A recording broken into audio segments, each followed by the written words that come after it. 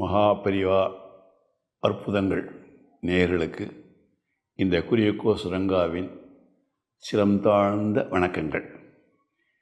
இன்றைக்கி நம்ம எடுக்க போகிற டாபிக் முதுகு வலி, மூட்டு வலி, அப்புறம் வயிற்றை சுத்தம் பண்ணுறது, அப்புறம் பாதத்தை சுத்தமாக வச்சுக்கிறது. இது சம்பந்தமாக பெரியவா கொடுத்த விளக்கம். அதுதான் யூஸ்வலாக மடத்துக்கு வரவா நிறைய பேர் வருவா. அதாவது ஆண்கள், பெண்கள், இள வயசுக்காரா, ரொம்ப வயசானவா, இப்போ குழந்தைகள் எல்லாம் நமஸ்காரம் பண்ணுவா. ஆண்கள்னாக்கா சாஷ்டாங்கமாக விழுந்து நமஸ்காரம் பண்ணுவா. பெண்கள் முக்கால்வாசி பஞ்சாங்க நமஸ்காரம் பண்ணுவா.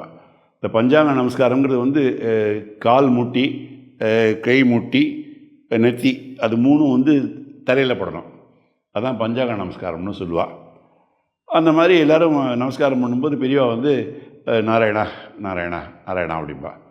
என்ன அர்த்தம்னாக்கா, அந்த நாராயணாங்கிறது இந்த நமஸ்காரம் எனக்கு இல்லை, அந்த நாராயணனுக்கு, மகாவிஷ்ணுவுக்கு தான் அர்த்தம்.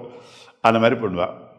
அப்படி ஒரு நாளைக்கு பண்ணிட்டு இருக்கும்போது ஒரு நடுவயதுக்காரர் ரொம்ப கஷ்டப்பட்டு சாஷ்டாகம் நமஸ்காரம் பண்ணிட்டு எழுந்துக்க முடியாது, ரொம்ப கஷ்டப்பட்டார். முட்டியை பிடிச்சிருந்து இப்படி எழுந்துட்டு இருந்தார். அதை பார்த்தா பெரியவா பார்த்தா. அதை பார்த்த உடனே பெரியவாளுக்கு புரிஞ்சு போச்சு.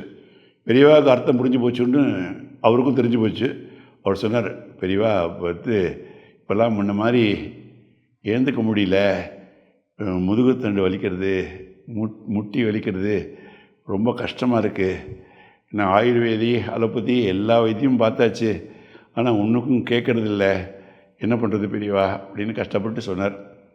பெரியவா அவரை பார்த்து, தைல ஸ்நானம் பண்ணுறது உண்டா? தைல ஸ்நானங்கிறது எண்ணெய் தேய்ச்சி குளிக்கிறது.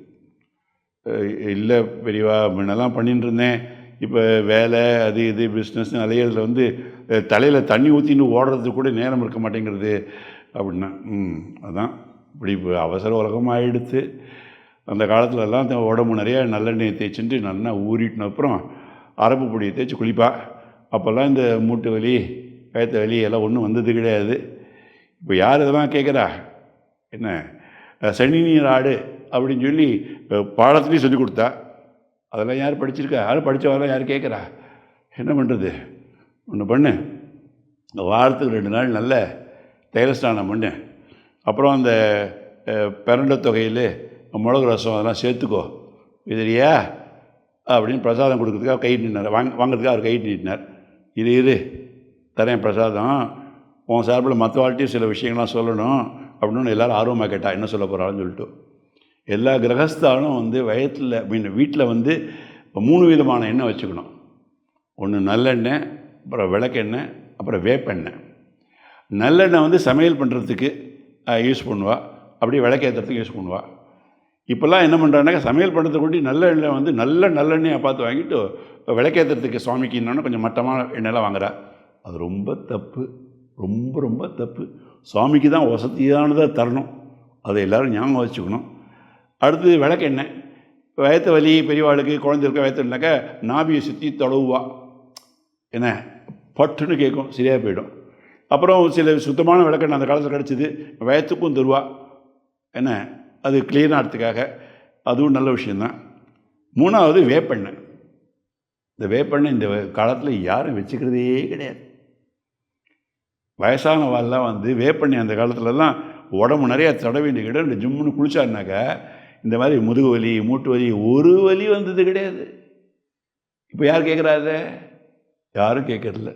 தயவுசெய்து இதை இந்த 3 ஃபாலோ பண்ணுங்க, எல்லாம் சரியாயிடும் அப்படின்னு சொல்லி முடித்தா.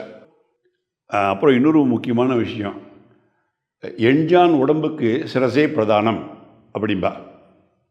சிரசுலேருந்து பாதம் வரைக்கும் ரொம்ப சுத்தமாக வச்சுக்கணும், ரொம்ப ரொம்ப முக்கியம். அதுவும் பாதத்தை குளித்த உடனே தலையை தவடிக்கிற மாதிரி பாதத்தையும் சுத்தம் பண்ணி வச்சுக்கணும், ரொம்ப ரொம்ப முக்கியம்.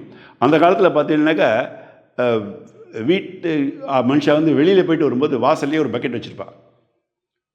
வாசலில் அந்த பக்கெட்டில் இருக்கிற தண்ணியை எடுத்து கைகாலெலாம் கழுவிட்டு வாயை கொப்பிடிச்சு தான் வீட்டுக்குள்ளே வர முடியும். அதேமாதிரி வெளி மனுஷாக்காரங்க விருந்தாளிகள் யாராக இருந்தால் கூட அவளும் அதே தான் ஃபாலோ பண்ணணும், காலை கழுவி தான் வீட்டுக்குள்ளே வர முடியும். ஆனால் இப்போல்லாம் அதெல்லாம் யார் பண்ணுறா? செருப்போடு நேரம் சமையல்கட்டு வரைக்கும் போகிற, வியாதியெல்லாம் வராமல் என்ன பண்ணும்?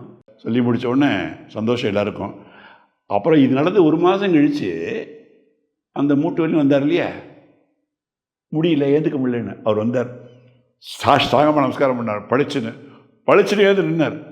அப்போவே தெரிஞ்சு போச்சு என்ன, அவர் வேப்பெண்ணெய் கரெக்டாக யூஸ் பண்ணியிருக்காரு, அது வேலை செஞ்சுருக்கு, இப்போ அவர் நிம்மதியாயிட்டாருங்கிறத ஞாபகம் வச்சுக்கோங்க. பெரியவா சொன்னது 3 விதமான எண்ணெய் அவசியம். பெரியவா சரணம்.